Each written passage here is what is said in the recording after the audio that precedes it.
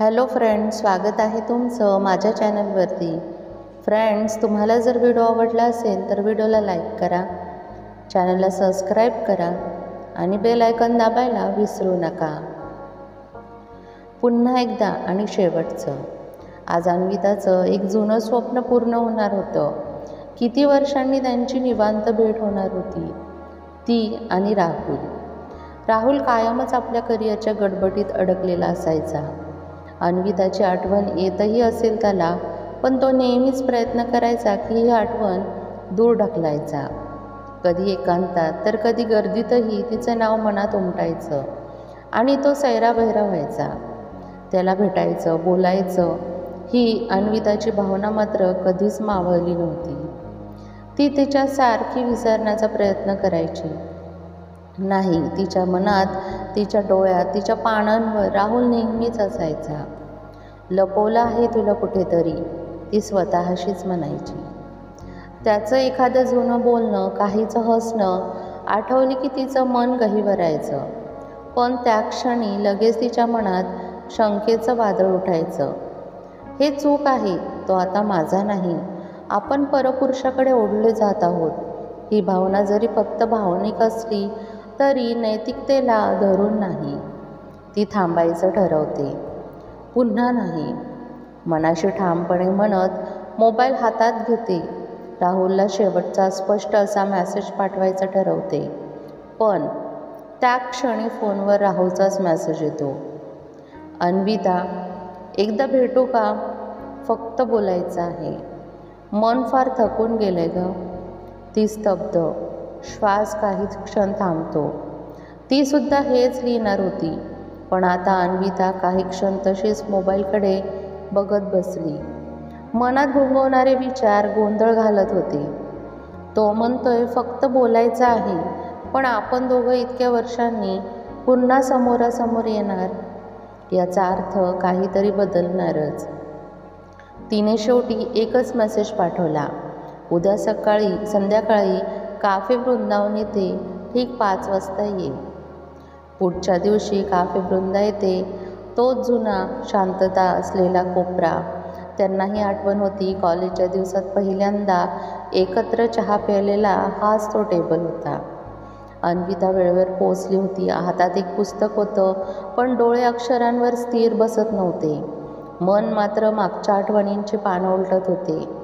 काही मिनिटांनी राहुल समोर उभा होता, जरा थकल्यासारखा, पण डोळ्यात अजूनही तोच गूढ आशय. अन्विता थोडी गडबडली. दोघं काही क्षण फक्त एकमेकांकडे पाहत बसले. कशी आहेस? राहुलचा आवाज नेहमीसारखा सौम्य, पण आतून थोडासा तुटलेला. ठीक आहे, तू? तिचा स्वर संयमित पण आतून खोल हललेला. वर्ष उलटली, पण काही गोष्टी मनात तशाच होत्या. राहुल बोलत राहिला. त्याच्या शब्दात पश्चाताप नव्हता, पण अस्वस्थता होती. माझ्या आयुष्यात खूप काही घडलं, पण तुझी आठवण मात्र नेहमी पाठीवर सावलीसारखी होती.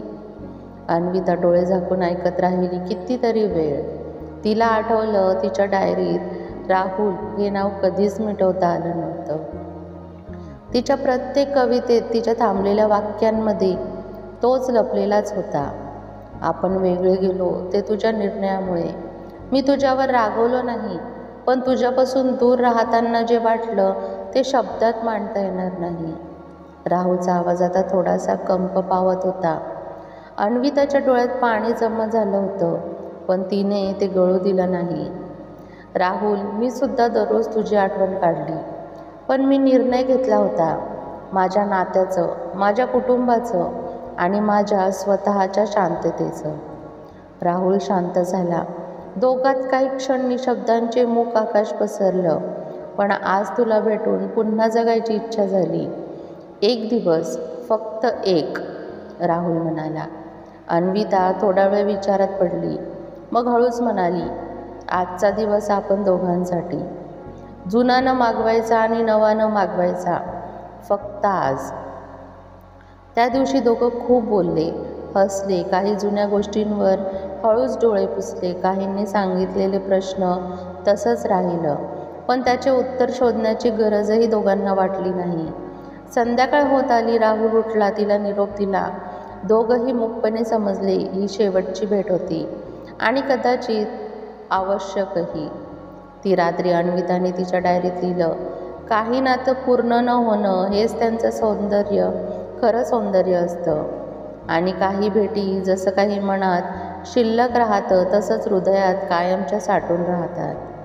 पुन्हा त्या एका क्षणाची आठवण जगूया, एका स्पंदनातून आणि मनाच्या कोपऱ्यात अजूनही धडधडणाऱ्या आठवणींमधून. 7 वर्षांनी अन्विता आज तिच्या पुस्तकाच्या प्रकाशनासाठी दिल्लीला आली होती. हा तिचा 3रा कविता संग्रह होता. नाव होतं नभात तू हलकेस. कविता सगळ्यांना आवडल्या, पण काही ओळींनी पुन्हा एकदा एक जुनं नाव तिच्या मनात थैमान घातलं, ते म्हणजे राहुल. तिचं वैवाहिक आयुष्य नितांत शांत होतं. नवरा समजदार होता, मुलं छोटी आणि प्रेमळ होती. पण आयुष्य शांत असली की मन अधिक गोंधळतं. आणि अशाच एका रात्री ती तिच्या हॉटेलमध्ये एकटी बसली होती. समोर प्रकाशकचा दिलेला एक लिफाफा होता. एका वाचकाकडून खास तुझ्यासाठी, असं त्यांनी हसत दिलं होतं. अन्विताने तो उघडला आणि क्षणभर तिचा श्वास अडखळला. त्याच हस्ताक्षरात एक साधं न मिटलेलं पत्र. अन्विता, त्या दिवशी आपण ठरवलं होतं फक्त आजचा दिवस, पण तो आज इतका जिवंत होता की माझं आयुष्य त्याच्या भोवतीच फिरायला लागलं. मी तुझ्या कविता वाचत राहिलो, तुझ्या प्रत्येक शब्दात स्वतःला शोधत राहिलो. आणि आज हे पत्र लिहितोय फक्त एका सांगण्यासाठी, तू विसरली असशील पण मी अजून आठवत राहिलोय. पुन्हा भेटायची इच्छा नाही, कारण तू ज्या ठिकाणी आहेस तिथं तुझं सुख आहे. फक्त इतकंच सांगावंसं वाटेल, त्या एका दिवसासाठी मी आयुष्यभर ऋणी आहे तुझा राहुल. अन्विता खूप वेळ तो कागद हातात धरून बसली. एक दीर्घ श्वास घेतला आणि डोळे मिटले. तिला स्वतःलाच आठवलं त्या दिवशी राहुलच्या डोळ्यात असलेला थरथरता नम्रपणा, तो निरोप देणारा शेवटचा क्षण. त्या रात्री तिनं डायरीत लिहिलं, काही जण दूर जातात, पण एक शब्द, एक पत्र आणि पुन्हा तेच मनाजवळ येतात. आपण वेगळ्या वाटांवर चालतो, पण हृदयात तेच ठिकाण ठेवतो, जिथं जपलं मन पहिल्यांदा हरवलं होतं. ती संध्याकाळ अन्विताने त्या पत्रासोबतच घालवली. राहुलच्या शब्दांमध्ये काहीही मागणी नव्हती, आग्रहही नव्हता, पण होती एक तीव्र जाणीव, त्याच्या मनात तिला अजूनही जागा आहे आणि त्याला तिच्या जगातील जागा पुन्हा नकोय. फक्त तिच्या आठवणीत थोडं जगायला परवानगी हवी. 1 वर्षानंतर अन्विता एका साहित्य संमेलनासाठी पुण्याला गेली. समारंभ चालू झाल्यानंतर ती कार्यक्रमाचं निमंत्रण पत्रक चाळत होती आणि तिथे एक नाव दिसलं, आर. Deshmukh, guest speaker. कविता सत्र. तिचं हृदय थोडं भरकन झालं. हे आर म्हणजे तो राहुल असेल की नसेल, तिच्या मनात काही क्षण द्विधा निर्माण झाली.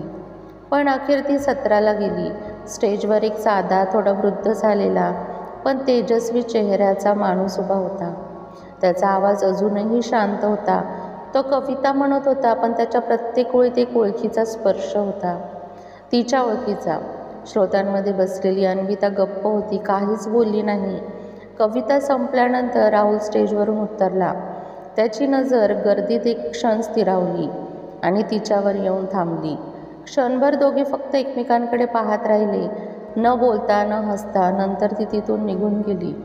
कोणताही संवाद न होता, कोणताही स्पर्श न होता. ते शेवटचं दर्शन पुरेसं होतं. काही महिन्यांनी अन्विताच्या घरी एक पोस्ट आली, एका प्रकाशन संस्थेकडून. राहुलचा शेवटचा कविता संग्रह छापला गेला होता. त्याच्या शीर्षक पानावर लिहिलं होतं, अन्विता, एक संपूर्ण कविता जिच्या शेवटी पूर्णविराम कधीच नाही. ती पुस्तक हातात घेऊन खूप वेळ बसली. डोळ्यातून हळूच पाणी आलं.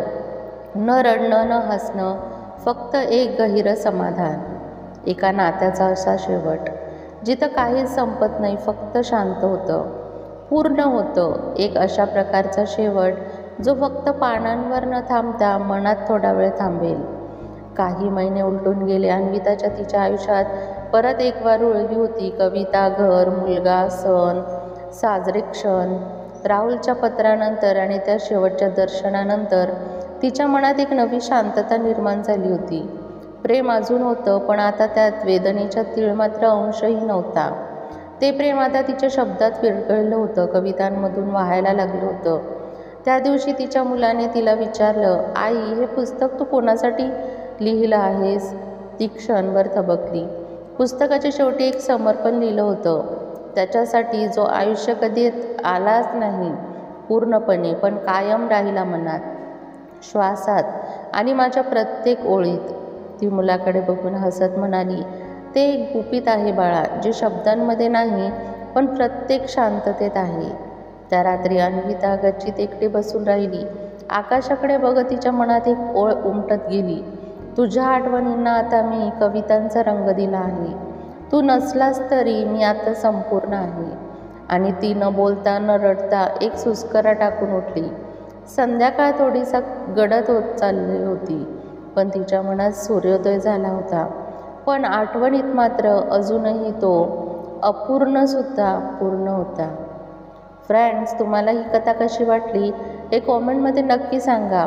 व तसंच तुम्हाला हा जर व्हिडिओ आवडला असेल तर व्हिडिओला लाईक करा, चॅनलला सबस्क्राईब करा आणि बेल आयकॉन दाबायला अजिबात विसरू नका, जेणेकरून सर्वात आधी नोटिफिकेशन तुमच्यापर्यंत पोहोचेल.